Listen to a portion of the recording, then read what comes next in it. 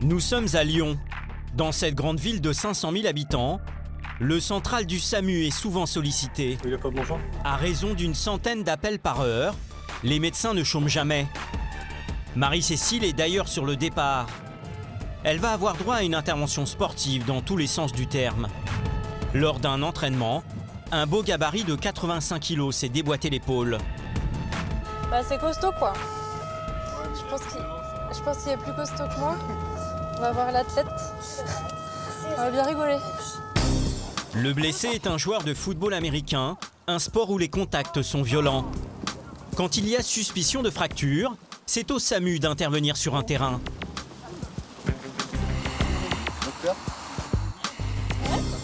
Ça va? Vous êtes toujours avec nous? Ok.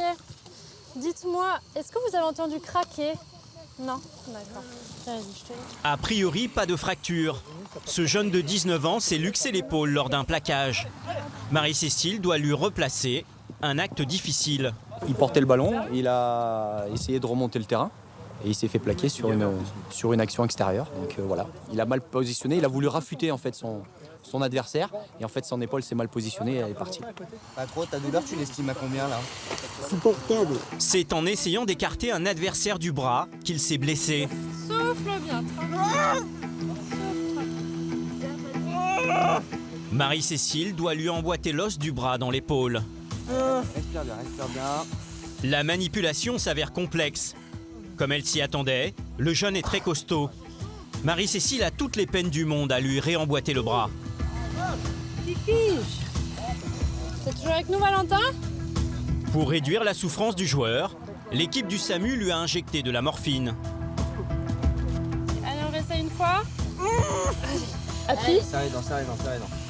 Elle retente sa chance, mais rien n'y fait.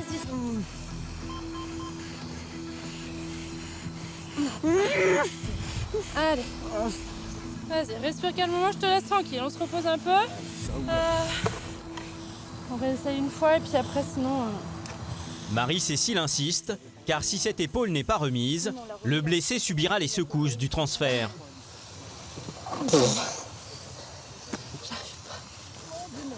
T'es toujours là? Il a les yeux ouverts. Dernière tentative, et cette fois-ci ils s'y mettent à plusieurs. Voilà, ça y est, je crois. Allez, j'entends une claque. Valentin qui se réveille. Ouvre les yeux. Voilà. Marie-Cécile et ses collègues ont fini par y arriver. C'est bon, ton épaule, elle est en place, hein? Les applaudissements ne sont pas pour le médecin, mais pour le blessé ovationné par ses coéquipiers. Mine de rien, il a été courageux quand même, je pense. Ça c'est la tradition, quand un joueur sort sur blessure, on l'applaudit toujours. Marie-Cécile aurait également mérité les applaudissements. C'était chaud, hein? C'était costaud. D'habitude, j'y arrive un peu plus finement, mais alors là, je fais la bourrine. T'es costaud, hein? Ça veut dire quoi ça? Bah, ça veut dire que t'es bien costaud, t'avais une bonne musculature et que j'ai eu du mal hein, à se le remettre en place cette épaule. Ça fait longtemps que tu fais ce sport? 4 ans. 4 ans. Et tu t'es jamais fait mal encore? Pas à ce point-là. C'est un sport où on peut se faire mal quand même. Ouais. Je suis un homme, un vrai. À l'hôpital, la radio ne détectera aucune fracture. Pas besoin d'opération. Le bras du joueur sera juste immobilisé. Si tout va bien, Valentin pourra rejouer dans 3 mois. Allez, au revoir, merci beaucoup. À Lyon, Marie-Cécile et ses collègues réalisent chaque année plus de 16 000 interventions. Cette grande ville de province est connue pour sa place Bellecour, la basilique de Fourvière ou encore les bords du Rhône. Mais elle est aussi dotée d'un des plus grands SAMU de France. Situé dans un bassin de plus d'1 million d'habitants, ce service médical est le 2e du pays. Son QG, l'hôpital Édouard Herriot. Jour et nuit, 50 médecins répondent à toutes les urgences. D'accord, il a mal où exactement? Est-ce qu'il a mal à l'estomac? Quand vous regardez votre jambe, l'os il sort pas. Parmi les urgences, les accidents de la route. Carrefour autoroutier entre le nord et le sud, mais aussi vers l'Italie. Le département a enregistré 49 morts en 2016. Quand tu rentres dans un camion comme ça de face, et ben, malheureusement, ça finit comme ça, quoi. Mais l'un des points forts de ce SAMU, c'est la prise en charge des nouveau-nés. Car le service est doté d'une unité spécialisée. Je pense que je vais lui donner du piment, sans faire exprès. Un accident du quotidien ou un problème respiratoire sur un bébé, c'est l'affaire d'Olivier, l'un des meilleurs spécialistes en néonatologie. Pour sauver un nourrisson, il dispose d'un hélicoptère capable de parcourir 750 km. On a des responsabilités qui peuvent être parfois très lourdes. Il n'y a pas de droit à l'erreur. Enfin, vous découvrirez qu'à Lyon, la recrudescence des vols à main armée place les urgentistes, comme Antonio, 49 ans, en première ligne. Ces interventions sont risquées, car la réaction des braqueurs est imprévisible. Tu sais pas trop si t'as encore des gens qui sont susceptibles de tirer. Faut absolument éviter de se mettre en danger inutilement. Malfaiteur ou victime de braquage, ce médecin courageux doit secourir tout le monde. Donc c'est ces deux véhicules qui ont agressé. Certainement. Et il y a eu des séances de coups de feu ou pas? Le SAMU de Lyon enquête au sein d'un des plus grands services de France.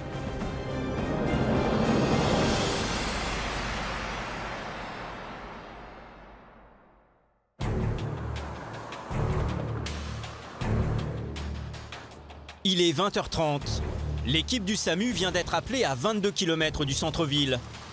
Un terrible accident s'est produit entre deux véhicules sur une départementale. Il y a peut-être des incarcérés, il y a des suspicions de fracture de fémur.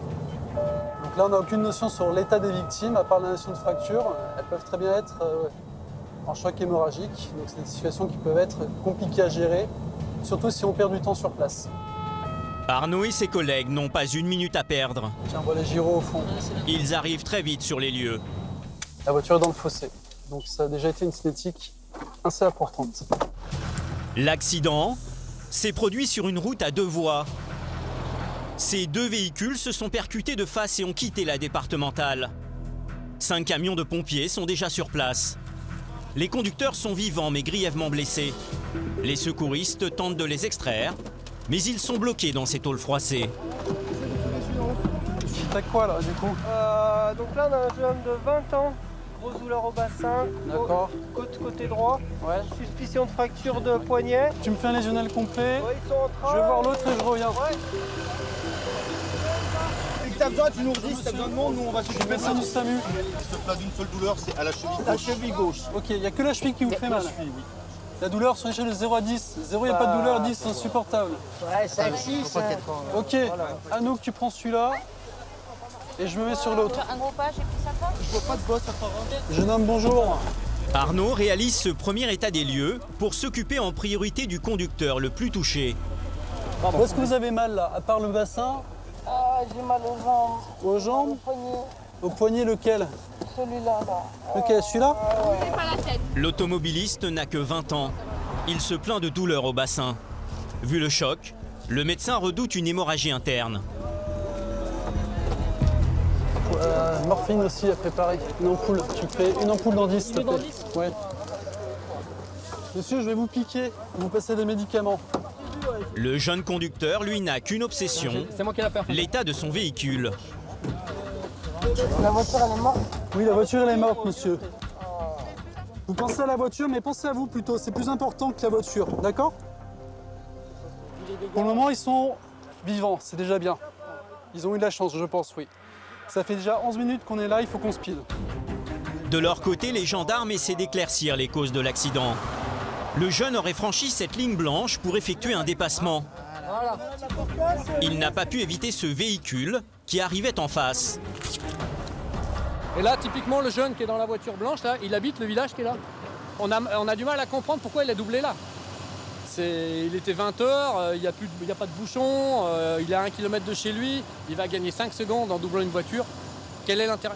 Ils ne se rendent pas compte que la sécurité routière, c'est un instant. C'est un instant et un instant fait basculer une vie et la vie de plusieurs familles parfois. Et ça, c'est terrible. Ouais. Ils sont pas levés. Levés.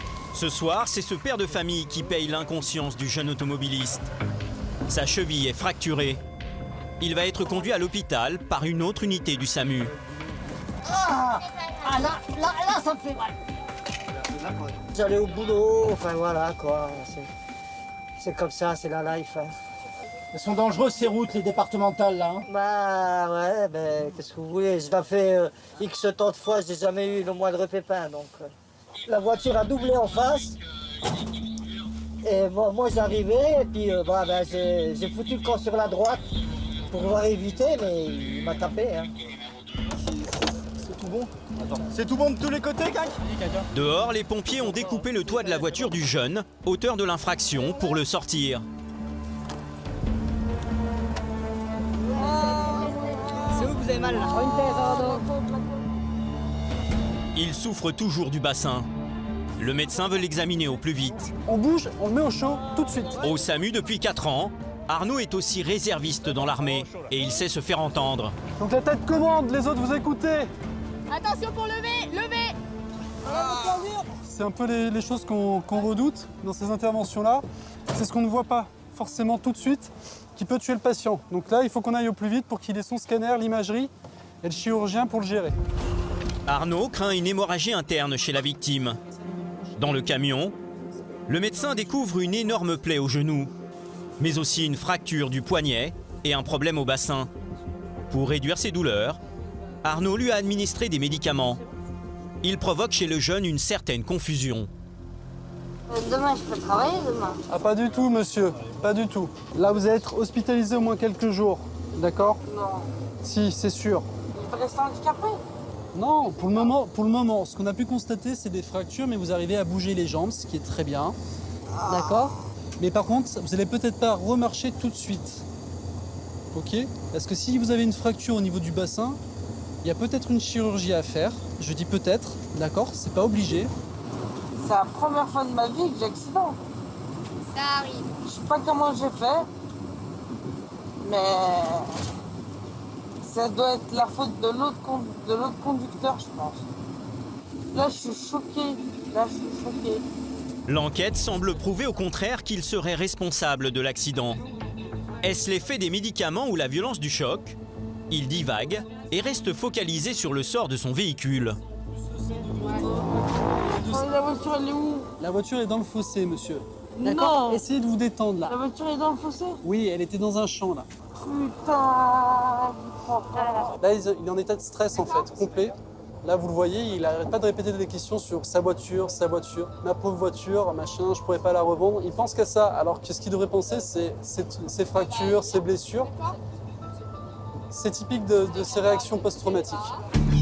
Aux urgences de Lyon, la victime est immédiatement prise en charge. Ses souffrances ne se sont pas apaisées. Ah, monsieur, la côte, j'ai trop mal. Ah. Échographie, radio, scanner, son corps est examiné sous toutes les coutures. Les médecins confirment une fracture du poignet, une plaie à la jambe, une contusion pulmonaire, mais aucune hémorragie interne.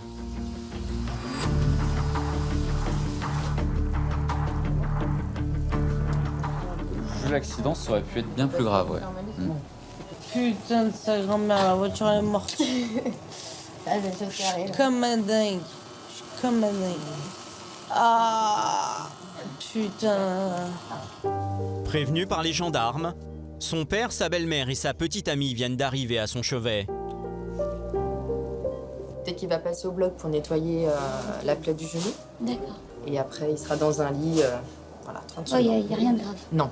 Merci. Plus de peur que de mal. Oui, c'est le principal. Vrai, Merci. Je vais te rassurer. Là. Oui, c'est parce qu'ils nous ont fait peur. Hein.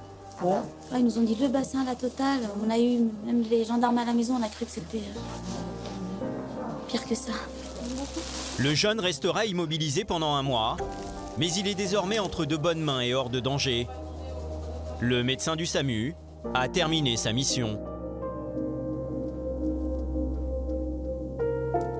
Ça arrive parfois qu'on les perde, j'en ai perdu quelques-uns, c'est toujours difficile quand on en perd.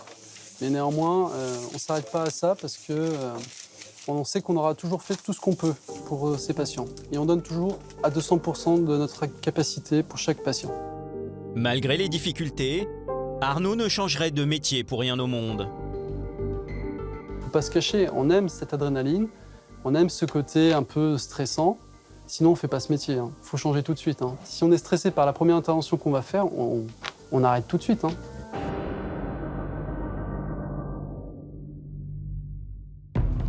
À Lyon, les médecins du SAMU sont confrontés à un autre type de mission tout aussi délicate.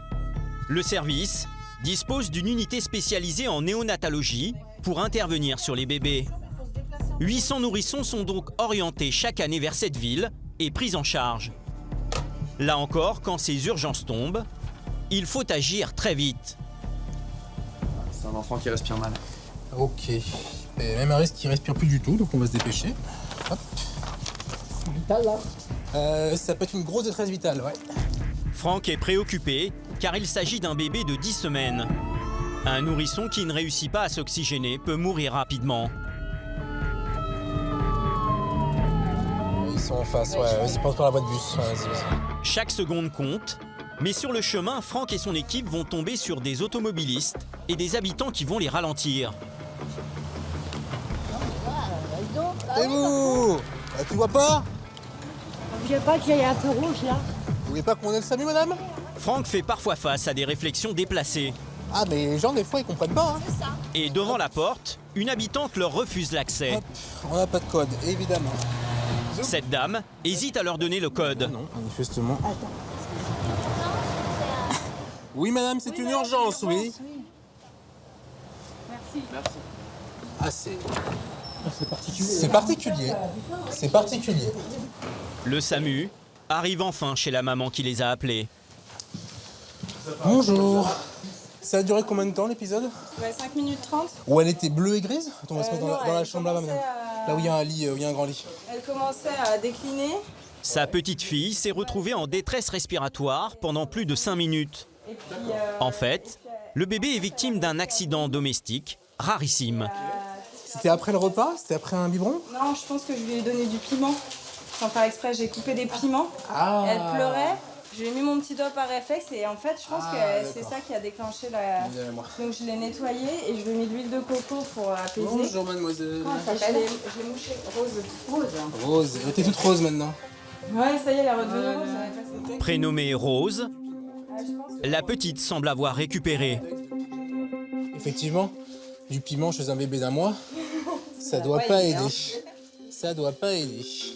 On va le voir vite fait. Elle est bien rose, elle est bien tonique. Elle pleure parce que je l'embête. Voilà. Bon, il n'y a pas de rougeur particulière. Je suis plutôt zen, hein, mais là, quand elle devient violet et qu'elle peut pas respirer, que je peux pas la dégager, il y a un moment...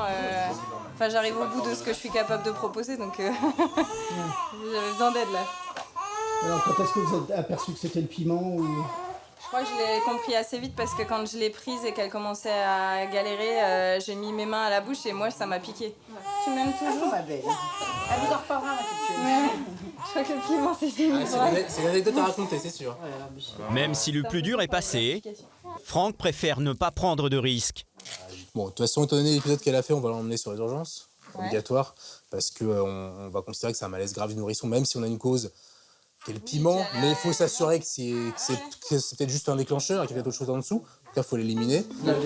Pour Marie-Christine, ces interventions sont toujours difficiles. Chaque fois qu'on part sur un enfant, effectivement, le stress n'est pas le même que sur un adulte. En fait, voilà, on a beaucoup plus d'angoisse, et aussi parce qu'on se projette. Et c'est un grand soulagement et beaucoup de bonheur, même pour la maman et pour la petite.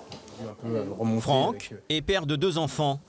Le cas de cette maman le touche, car il y a quelques années, l'un de ses petits a connu un gros problème de santé. Mon histoire personnelle a fait que j'ai eu un malaise grave aussi avec mon premier enfant. Donc, qu'on gère pas du tout pareil que quand on est médecin en se mure. Comment on gère? Et on gère pas. On n'a plus les réflexes. On appelle au secours et on n'est pas... Voilà, c'est notre enfant, donc c'est plus difficile. Là, on est un peu plus alerte, un peu plus clair dans les idées. Direction l'hôpital. Franck va soumettre Rose à des examens complémentaires pour écarter tout autre risque. Ah, elle sourit. Elle sourit, hein. Rose a retrouvé des couleurs et sa maman aussi. J'ai senti que j'étais en apnée autant qu'elle, en fait. À partir du moment où elle arrête de respirer, je crois qu'on respire plus non plus. J'ai encore du mal à avoir le cœur qui batte normalement, ouais. Bon, au revoir. Merci, hein. Continuation. Ouais. Après une demi-heure d'examen au service pédiatrie, rien à signaler. Grâce à la réactivité de la maman de Rose, l'histoire se termine bien. Elle a pas paniqué, elle était inquiète, mais elle a fait ce qu'il fallait. Ouais, c'est assez impressionnant, c'est pas tous les parents qui arrivent à faire ça et on peut dire qu'il y a peut-être eu de la chance. Ouais, ça peut sauver, ça sauve une vie. Ça sauve une vie, hein. C'est pour ça qu'on demande aux gens de se former au premier secours, c'est ça. Pour sauver des nouveau-nés et les transférer, le SAMU de Lyon intervient sur tout le quart sud-est du pays. Pour ce type de cas, il étend même son champ d'action de Paris à Montpellier, soit un rayon de 450 km. Et pour intervenir vite, les médecins disposent de cet hélicoptère. Cette équipe part en urgence à l'hôpital de Montélimar, distant de 150 km par la route. Là-bas, des médecins essaient de sauver un bébé en détresse respiratoire. Ça profite aux enfants de voyager par voie aérienne, ils sont moins secoués. Allez, c'est parti. En matière de prise en charge des prématurés, Olivier est une pointure. Il va tenter de ramener l'enfant vers un service spécialisé. En voiture, le trajet jusqu'à Montélimar dure 2 heures, mais grâce à cet appareil, l'équipe du SAMU ne va mettre que 30 minutes. La visée de Montélimar sur la droite, juste devant nous l'hôpital, on se pose d'ici 1 minute. La vie du nouveau-né est en jeu, il a du mal à s'oxygéner. Pas 1 minute à perdre. Alors, comment il va ce petit piqué? Ah, tu l'as intubé? Eh oui. Eh, je savais pas. Je leur ai dit. Ah non, ils m'ont pas dit. Le bébé est un prématuré né 4 heures plus tôt, mais surtout 5 semaines avant terme. Son système respiratoire n'est pas totalement formé et il est encore en danger. Et ça fuite ou pas? J'ai l'impression, je l'entends là gémir, tu sais. Ah oui. Olivier ne peut pas le transférer tout de suite, car la sonde installée sur le bébé est trop petite. L'oxygène de la machine n'arrive pas en totalité dans les poumons. On va juste modifier la taille de la sonde d'intubation parce qu'on pourrait essayer de le transporter comme ça, mais c'est prendre le risque qu'on ait des soucis pendant le vol. Olivier doit stabiliser l'état du prématuré, car une fois en vol, en cas de crise respiratoire, il sera impossible de réintuber l'enfant. La cabine de l'hélicoptère est trop exiguë. Bon, c'est parti. À cet instant, Olivier a la vie du nourrisson entre ses mains. Si je réussis pas à le réintuber, comme il est endormi, il respirera pas tout seul, donc c'est qu'il asphyxie et que ça se termine pas bien. C'est peut-être plus délicat d'intuber. Un bébé? Un bébé, ouais. Ah oui, c'est beaucoup plus délicat. Alors, ils n'ont aucune réserve d'oxygénation, donc il faut réussir le geste très vite, où ça se passe pas bien très rapidement, et ils le payent au niveau cardiaque, au niveau neurologique. Un enfant qui a mal été oxygéné pendant plusieurs minutes, ça peut se terminer par un handicap plus ou moins sévère. Donc, ouais, on a des responsabilités qui peuvent être parfois très lourdes. Il n'y a pas de droit à l'erreur. La manipulation a réussi. Le bébé est parfaitement alimenté en oxygène. Olivier donne immédiatement des nouvelles au papa qui patientait dans le couloir. Là, il est stabilisé, il a un bon pouls, la tension se maintient, les besoins d'oxygène vont mieux, donc on n'a pas de raison d'être trop inquiet. Confronté à la détresse des parents depuis 27 ans, le médecin essaie toujours de trouver les mots justes. On n'arrive pas à les rassurer. Ils seront rassurés quand ils l'auront dans les bras et que tout se passera bien, qu'ils pourront lui donner un biberon, le prendre en charge, le ramener à la maison. Là, ils seront rassurés. Pour l'instant, ça reste inquiétant. Ils sont partis pour avoir un bébé qui allait bien et ils se retrouvent avec un enfant malade qu'on va devoir emmener dans un autre hôpital loin d'eux. Reste une dernière étape redoutée. Installer le petit dans sa nouvelle couveuse prévue pour le transport. Ah oui, on va passer d'une machine à l'autre. C'est souvent le moment où on a des gags. C'est le moment où on oublie de débrancher quelque chose. C'est le moment où on arrache la sonde d'intubation alors qu'on ne voudrait pas. C'est un moment un peu houleux. Je le décolle et Tu veux le prendre? Bah, vas-y. Attends, regarde, on va te donner un peu plus de confort. C'est bon? Allez, c'est parti. Attends, vas-y, cool. Cours pas. Débranché de son appareil respiratoire, il ne reçoit plus d'oxygène pendant quelques secondes. Cette étape ne doit pas durer, car son cerveau et ses organes risqueraient d'être endommagés. Branche. Il est rose. Comme il a été endormi, il est complètement dépendant de sa machine. Il ne peut absolument pas s'en passer. Et voilà. On y va? Il est 18h. Le bébé est transféré dans le service de pointe de néonatologie de Lyon pour être surveillé. Pendant 30 minutes, l'équipe du SAMU ne le quittera pas des yeux. À son arrivée, le nourrisson a bonne mine. Il a parfaitement supporté le trajet. Il a l'air de plutôt bien tolérer tout ce qui a été fait avant la prise en charge, avant d'arriver chez nous. Et donc ça va plutôt dans le bon sens, une bonne évolution et plutôt un bon pronostic pour lui. En oxygénant au maximum le bébé, l'équipe a stabilisé son rythme cardiaque. Olivier peut enfin relâcher la pression. Parfois, il y a des choses un peu compliquées qui se terminent pas bien et de manière très triste. Donc parfois, c'est plus dur que le SMUR adulte. Mais on a des satisfactions qui sont parfois tellement énormes que ça rattrape tout. J'ai bien essayé de voir ce qui pouvait me plaire ailleurs. Je trouve pas. Donc je vais rester dans cette voie. Ce nourrisson est rentré chez lui. Il n'aura aucune séquelle auditive ou visuelle, mais restera sous surveillance ces prochaines semaines.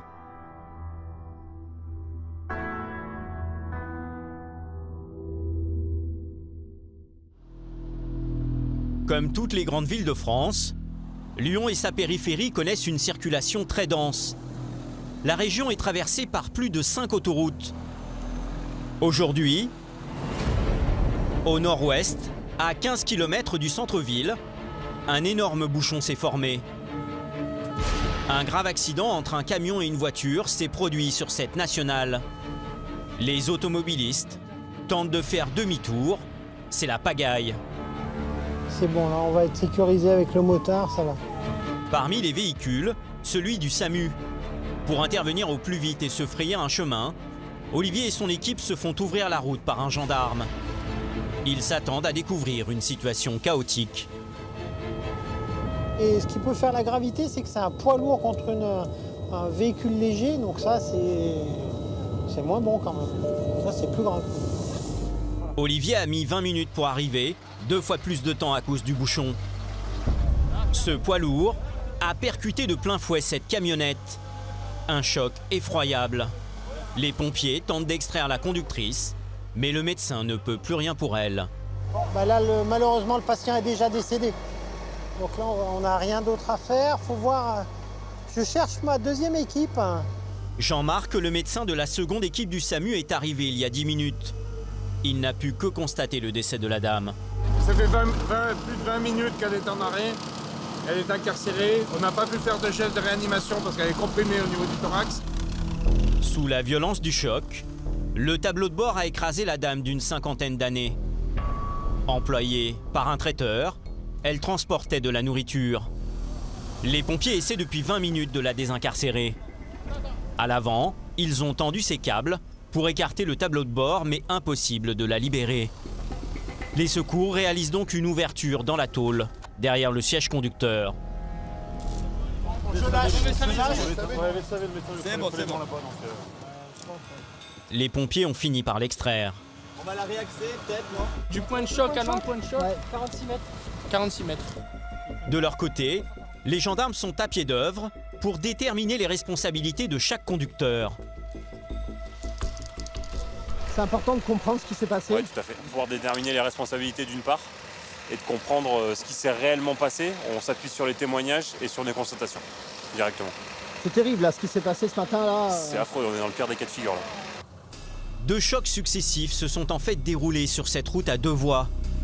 Cette première voiture arrivait face au poids lourd. Elle l'a percuté sur son côté gauche, en lui brisant sa colonne de direction. Le chauffeur du camion a alors perdu le contrôle. Il s'est déporté sur la voie en sens contraire, en fonçant sur le véhicule de livraison de la dame. Il paraît que ça serait sa direction, là, quelque chose sur la direction. Donc le camion était incontrôlable. Donc il s'est déporté et après il est venu percuter malheureusement la camionnette qui venait en face. Quand tu rentres dans un camion comme ça de face, et ben, malheureusement ça finit comme ça, quoi. Donc la cage thoracique, elle n'est pas faite pour supporter ça, quoi. Jean-Marc s'est occupé de l'automobiliste qui a causé l'accident. Il est choqué, mais n'a rien de grave. T'as d'autres blessés, Jean-Marc? Comment? Non, l'autre blessé est dans le VSAV. Quant au chauffeur du camion, il va être examiné aux urgences. Il n'est pas blessé. Les conséquences seront surtout psychologiques. Dans les jours qui viennent, dans les semaines qui viennent, je pense qu'il va y avoir un contre-coup sévère dans les conséquences justement de l'accident. Même s'il n'en est pas forcément responsable. Aujourd'hui, Olivier et les équipes du SAMU n'ont pas pu faire de miracle. Cela fait partie de leur métier. Il a ses joies, il a ses difficultés, et après c'est à nous de gérer tout ça. C'est toujours triste, il y a une personne qui est décédée. Après il faut imaginer, il va falloir l'annoncer à la famille. Voilà. En 2016, 49 personnes ont trouvé la mort sur les routes de ce département. La ville de Lyon bat au rythme des urgences du quotidien. Du simple malaise aux accidents plus graves. Mais cette cité livre aussi son lot d'interventions exceptionnelles. À l'image des grands SAMU de France, celui de Lyon est parfois confronté aux affaires de grand banditisme. Ce jour-là, le braquage d'un fourgon rempli d'or fait la une des journaux télévisés. Les voleurs ont dérobé 2 millions d'euros de marchandises et ont menacé les convoyeurs. Pour ce type de fait, le SAMU est toujours appelé. Antonio et son équipe démarrent sur les chapeaux de roue. Sur un plan pratique, quand tu interviens sur ce genre d'intervention, 47. Tu sais pas trop ce qui s'est passé, tu sais pas trop si tu as encore des gens qui sont susceptibles de tirer.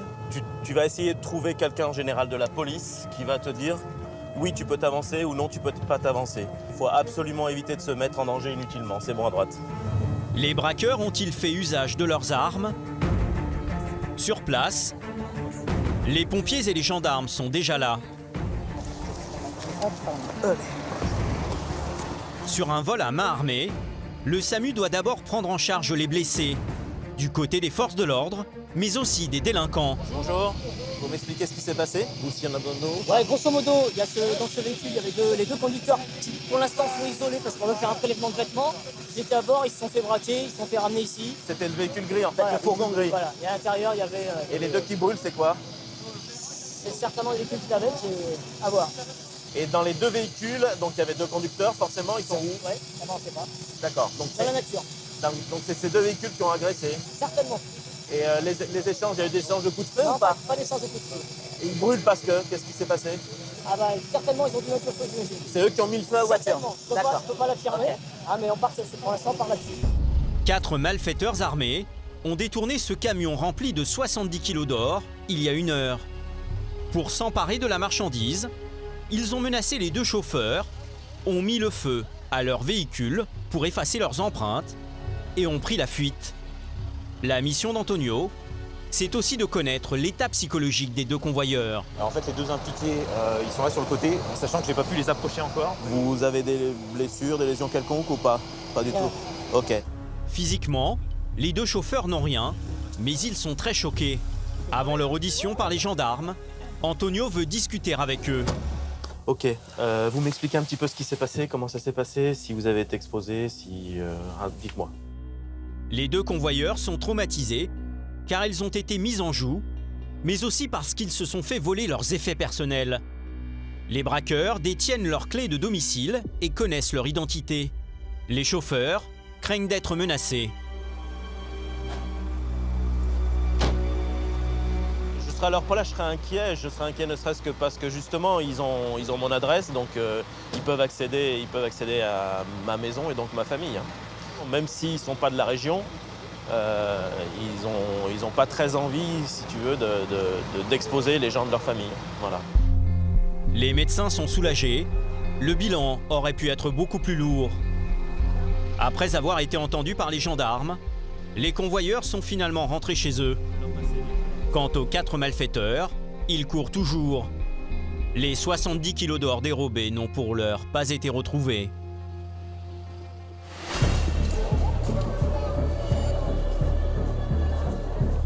À Lyon, les médecins du SAMU doivent être opérationnels très jeunes. Après 12 ans d'études, Thomas est dans sa dernière année d'internat pour devenir anesthésiste. Il est en stage au SAMU depuis seulement 2 mois et ce matin, il est appelé sur une intervention délicate.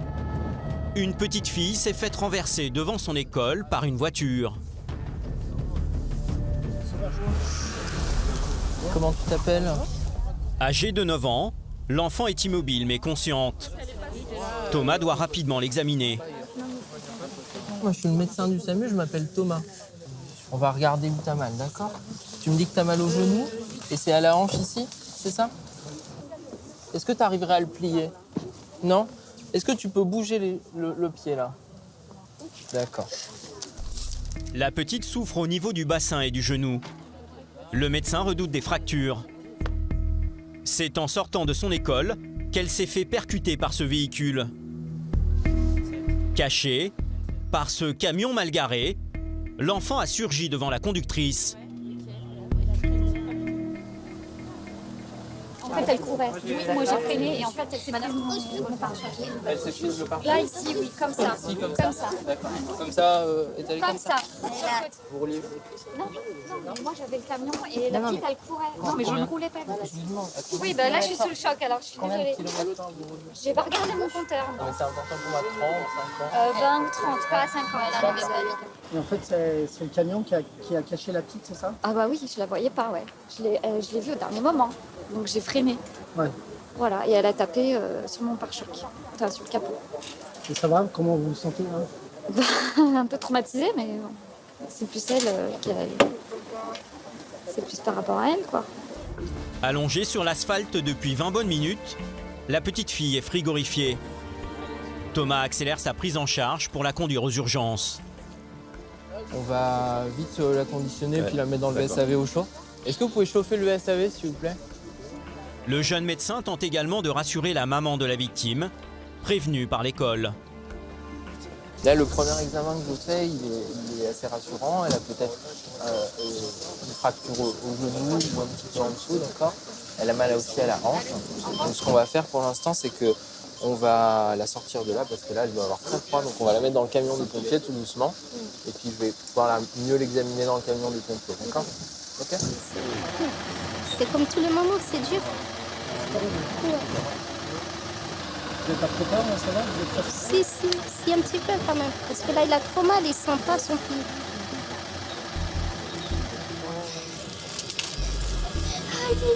Je vais te faire les antidouleurs, après ça ira mieux. La petite fille souffre toujours, mais elle craint surtout la piqûre que veut lui administrer Thomas.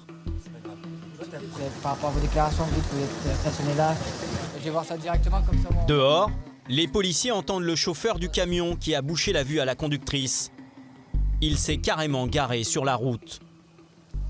J'ai posé ma nièce sur le trottoir et quand je l'ai posée, j'ai entendu la petite se faire renverser, tout simplement. C'est passé très vite. Je regrette d'être stationné ici, je regrette de l'avoir posée. Mais comme j'expliquais, un enfant de 6 ans, ça va pas aller à l'école tout seul, que ce soit 6 ans, 12 ans ou 15 ans. Ça va pas aller à l'école tout seul du moment qu'ils ne sont pas responsables d'eux-mêmes. Je cherche pas à me défendre ou quoi que ce soit. Hein. L'essentiel, c'est la santé de la petite, c'est tout. Vous n'avez pas eu trop peur quand c'est arrivé? Si, beaucoup même. J'ai encore des jambes qui tremblent. L'homme s'expose à une convocation et une forte amende. La conductrice, elle, qui a renversé l'écolière, ne risque rien. Elle a respecté la vitesse. On va où de... Ça va? T'es là? Tu t'endors? T'as envie de dormir? Ouais. Tu peux dormir, il n'y a pas de problème. Thomas et ses collègues font déjà route vers l'hôpital. Ils veulent soumettre l'enfant à des radios. Là, ce qui m'embête, c'est quand même que le choc principal il est sur le bassin et qu'il peut y avoir des fractures du bassin qui peuvent être graves. Il faut rester très très prudent. On lui a fait un médicament contre la douleur.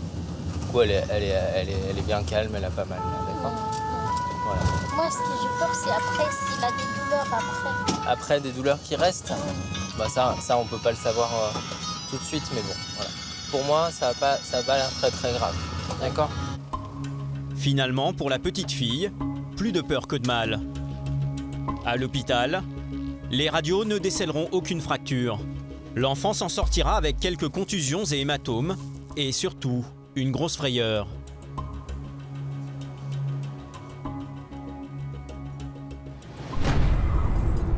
À Lyon, l'un des grands défis du SAMU, c'est la prise en charge des seniors. Dans cette grande ville, un habitant sur 5 a plus de 60 ans. Plus de la moitié des urgences concernent cette population plus fragile.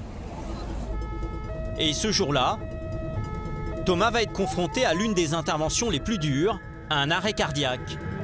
C'est une urgence absolue. L'arrêt cardiaque, c'est un patient qui est mort et qu'il faut réanimer. Donc. La victime est un joueur de golf de 65 ans. Pour arriver jusqu'à lui, Thomas et son équipe parcourent 30 km à tombeau ouvert.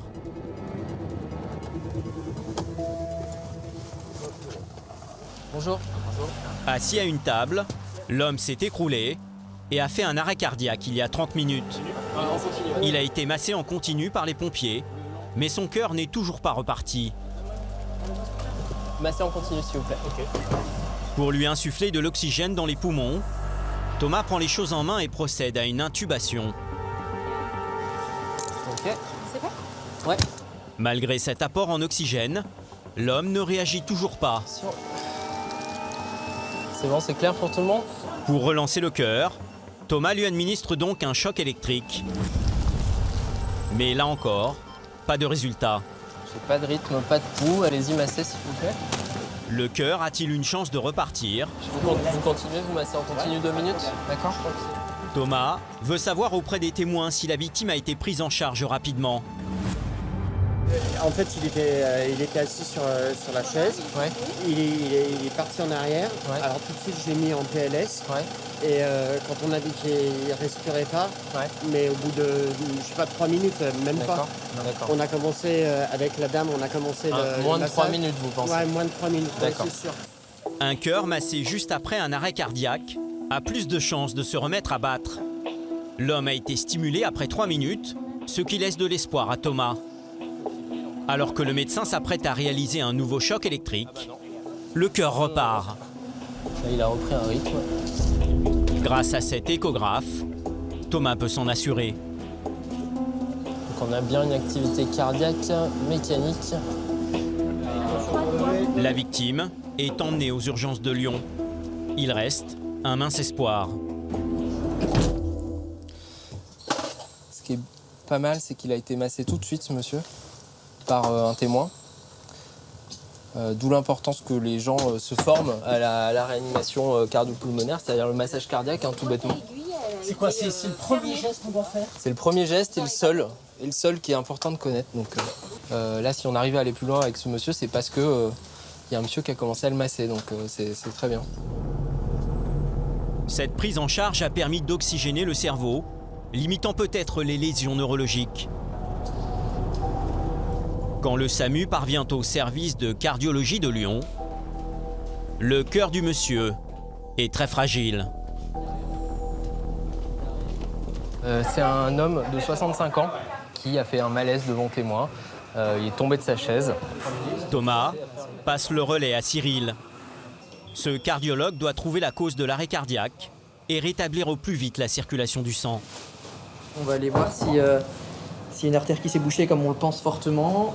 Et puis, si c'est le cas, on va essayer de la déboucher en mettant un ressort. Enfin, on va voir ce qu'on va trouver. Mais ça peut être très compliqué, comme un peu plus simple. Un peu la surprise. Au bloc, l'examen des artères coronaires livre rapidement son verdict.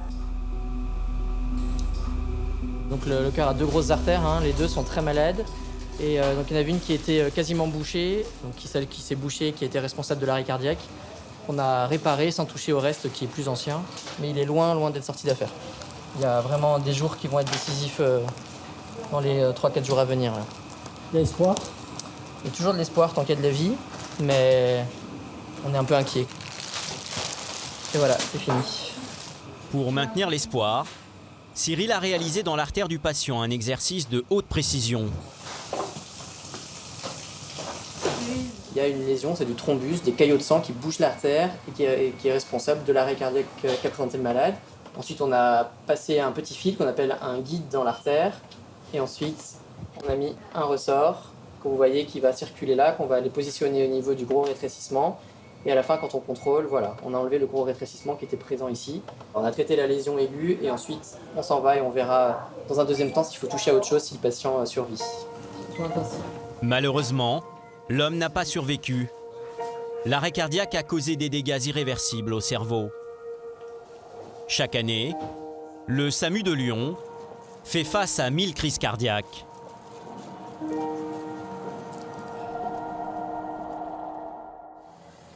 À Lyon, la majorité de ces médecins est très expérimentée. Pourtant, malgré plusieurs années sur le terrain, il arrive encore qu'ils soient confrontés à des situations qu'ils n'ont jamais connues. Ce soir-là, le SAMU arrive dans un quartier résidentiel pour une intervention pas franchement ordinaire. Bonsoir. Allez, la victime est dans l'ambulance. Dans l'ambulance. Merci. Patrick doit s'occuper d'un cas qu'il n'a jamais géré en 35 ans de métier. Une habitante a traversé le plancher d'une maison et fait une sacrée chute. Combien? 3-4 mètres à peu près. Ah ouais, quand même. Dans le camion des pompiers, la victime est encore sous le choc. Alors, qu'est-ce qui vous est arrivé? Eh ben, je suis venue dépanner une dame et j'ai voulu lui ranger ses affaires dans le hangar et les planches étaient pourries et je passe à travers. D'accord. La douleur de 1 à 10, vous diriez combien? 8-9. 8-9? Ouais, c'est très dur. La dame souffre d'un traumatisme crânien et du dos. Vu la chute, Patrick redoute que sa colonne vertébrale ne soit touchée. Serrez-moi la main. Vous sentez là quand je vous touche? Oui. Vous arrivez à bouger votre jambe? Ses membres ont apparemment conservé leur sensibilité. Elle aurait pu finir paralysée, voire mourir, quand on découvre l'endroit où elle est tombée. Un cabanon appartenant à une voisine, où elle a failli laisser la vie. Le plancher qui s'est affaissé là. Ah oui, oh la vache. C'est dans ce trou de 4 mètres, une ancienne cave que la dame a chuté. Sous l'effet de l'humidité et des champignons, ce plancher en bois s'est affaissé sous ses pas. Sans téléphone, la victime est restée coincée pendant 3 heures. Nous, quand on arrive, on la trouve debout, donc on la trouve debout, mais vachement pâle, très pâle, on va dire. Tous les meubles étaient par-dessus, bon, je vais tout ce qu'il y a dehors, un mot c'était tout dessus, prêt à tomber. Le trou, il est impressionnant. Hein. Le médecin du SAMU n'en revient pas. Il aurait pu avoir un traumatisme crânien avec des fractures, fractures multiples et fractures du crâne. Et... Ouais. Là, on a échappé quand même à la catastrophe. C'est la première fois que je fais une intervention comme ça. Dans le camion, la dame a repris ses esprits. En fait, j'ai voulu redresser une espèce de colonne qui était tombée et j'ai pas fait gaffe. Et quand j'ai commencé à la relever, bah, ça s'est effondré. J'y retournerai plus, hein, c'est sûr. Patrick est revenu auprès d'elle. Il veut s'assurer une dernière fois que son système nerveux n'a pas été touché. Vous n'avez pas de fourmis dans les jambes, il n'y a pas de... Non. Non, d'accord. Très bien. La victime est une miraculée. Elle s'en sortira avec quelques contusions et une blessure au cuir chevelu. À Lyon, chaque week-end, une autre catégorie de personnes sollicite beaucoup les médecins du SAMU. Ce sont les sportifs. Un grand nombre d'entre eux se donnent rendez-vous ici. Avec ses parois de 10 mètres de hauteur, voici le mur de Lyon, le temple de l'escalade de la ville. Mais ce jour-là, au milieu des sportifs, le SAMU est au travail. Et donc vous êtes rattrapé sur le bras? Non, je me suis, en tombant, je me suis appuyée sur la main. La main et ça a tourné? Oui. D'accord. Est-ce que vous avez entendu un craquement? Non. Non. Au chevet de cette victime, Jamila, médecin du SAMU depuis 7 ans. Enfin, en gros, elle est tombée de 2 mètres. Elle s'est rattrapée sur son bras. Donc tout le poids de son corps s'est appuyé sur son bras. Donc il y a une espèce de torsion du bras. Donc je ne sais pas s'il y a une fracture qui est associée. En tout cas, il y a probablement une luxation du coude. La victime de nationalité polonaise voue depuis 4 ans une passion pour l'escalade. Perchée à 2 mètres de hauteur, elle n'était pas accrochée. C'est sa première blessure et elle a une phobie des médicaments. On se prépare de la morphine? Oh non, s'il vous plaît, moi j'ai très très mal. Qu'est-ce que vous avez? Non, je vais m'évanouir, ça c'est sûr. Avec la morphine? C'est trop fort, oui. Mais la douleur est telle que Jamila finit par la convaincre. On essaye tout doucement, d'accord? C'est des petites doses, moi je suis avec vous, vous n'allez pas vous sentir mal, d'accord? T'as la morphine? C'est mal maintenant. Allez, on y va tout doucement, vous respirez bien. La dame est plus calme. Tout en délicatesse, l'équipe du SAMU immobilise son bras avec une attelle. Transportée aux urgences, la victime a apparemment préjugé de ses forces. Je fais de l'escalade depuis quelques années et je sais quand il faut s'arrêter. Et là, vous n'avez pas su? Je l'ai su, mais j'étais, comment dire, têtue. Et je voulais, comment dire, dépasser un certain niveau. Vous avez été un peu au-dessus de vos limites, c'est ça? Oui. Si son bras est fracturé, la dame risque une opération.